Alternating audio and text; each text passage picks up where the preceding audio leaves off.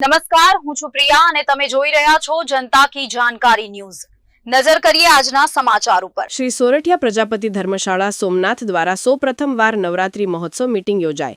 નારીશ્રી સશક્તિકરણ સફળ આયોજન બાદ શ્રી સોરઠિયા પ્રજાપતિ ધર્મશાળા સોમનાથ દ્વારા સૌ પ્રથમવાર નવરાત્રી મહોત્સવ આયોજનને લઈ મહત્વપૂર્ણ મીટિંગ યોજાઈ। જેના અગત્યની મીટિંગનું આયોજન કરવામાં આવ્યું છે, જેમાં અલગ અલગ વિસ્તારમાંથી તમામ આગેવાનો તેમજ યુવાન મિત્રો બહોળી સંખ્યામાં ઉપસ્થિત હતા।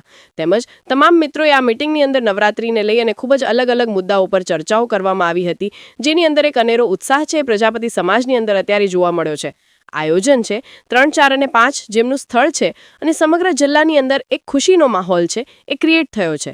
તમામ ખેલૈયા છે તો એ જે આતુરતાપૂર્વકનો જે સમય છે, જે નવરાત્રી છે, આપણે કઈ વસ્તુ કરી શકીએ કે જેનાથી નવરાત્રીની સાથે સાથે એક સમાજનું સંગઠન, એક સમાજની અંદર કંઈક નવી શરૂઆત, એવા મુદ્દાઓ જે હતા એને લઈને પણ વિસ્તૃતપૂર્વક ચર્ચાઓ થઈ હતી।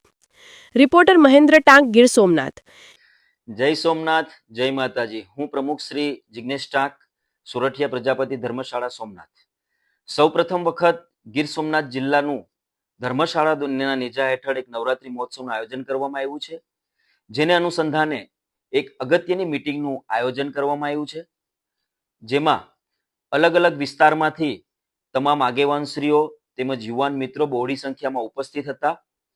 આગેવાનશ્રીઓની વાત કરીએ તો સોમનાથ સમાજના પ્રમુખ શ્રી વિજયભાઈ દેવળિયા એ પણ ઉપસ્થિત હતા।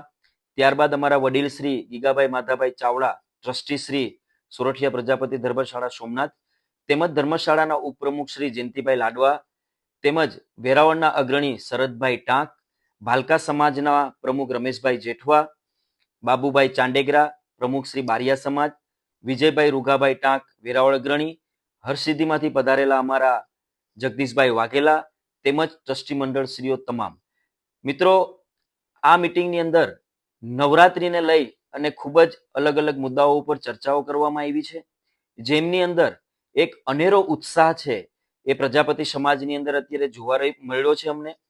આવનારા સમયની અંદર જે ત્રિદિવસીય નવરાત્રી મહોત્સવનું જે આયોજન છે, જેમની તારીખ છે 3, 4 અને 5, જેમનું સ્થળ છે કપીશ્વર પાર્ટી પ્લોટ, વેરાવળ ડાભોળ રોડ। તો આ નવરાત્રીને લઈ અને સમગ્ર જિલ્લાની અંદર એક ખુશીનો માહોલ છે એ ક્રિએટ થયો છે। તમામ ખેલૈયાઓ આતુરતાપૂર્વક આની રાહ જોઈને બેઠા છે।